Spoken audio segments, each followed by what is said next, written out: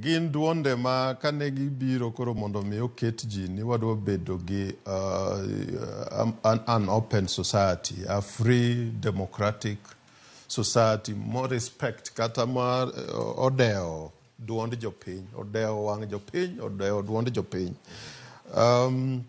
Kanye kama pani article number 1 mar constitution makawuono makoro nobedo pass 2010 obedo concretized nikech ndalo no emane gikoni no onge gimoro ni duond ng'ata achiel emanyalo wuoyo kende manyalo rule Kenya mangima emanyalo ni kosiemo ni mae kakitime te kakitime ma declaration ndalo ni winjo ke jikoni wadwa wuok kuom gimiluongo ni the rule of man to the rule of law. The rule of man, ndalo no ingeni the man en Moi. Kich kada king'iyo ene mane okoni en mkulima number 1. Ene mane en japuonj number 1. Ene ma en gimoro amora number 1. Kata tree planting ene ma en okosik en number 1. Number 1. Ato bende iduogi fwenyo ni en be mane en the jailer kata ene mano detain ji number 1. Ng'ata motemo no ofuolo matini to semana rwako iye.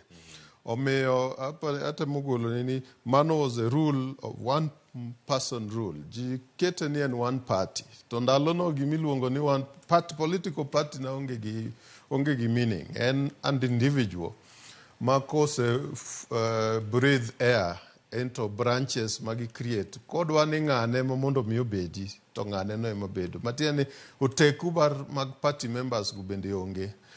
Kodwa ni mondo mi oketo Kiki Mayo bed jakom mar disciplinary committee. Tiketo Kiki Mayo. To kose keto Kiki Mayo tiketo akech chienge ne mane ya Homa Bay makoro ket ni koro gidwa the discipline. Adwa miya case magi the discipline Professor Uma Muga. Koro Uma Muga woro ento job madwa discipline ai kata na the barua mar notice mondo mi apia gikia kata ndiko. Koro adhi chako wuoyo kodgi nang'o. To kapok ochopo kata na e gala moro ma Homa Bay mondo mi oyal wachne nang'o to iwinjo ni noseriembe kendo oseriembe mosegole kaka MP mosegole kaka assistant minister makoro en dhana ndalo no ineno ka ng'eny jok mane tiyogo timo kamano giringo mondo mi koro giwuog Kenya ging'iyo ngimagi.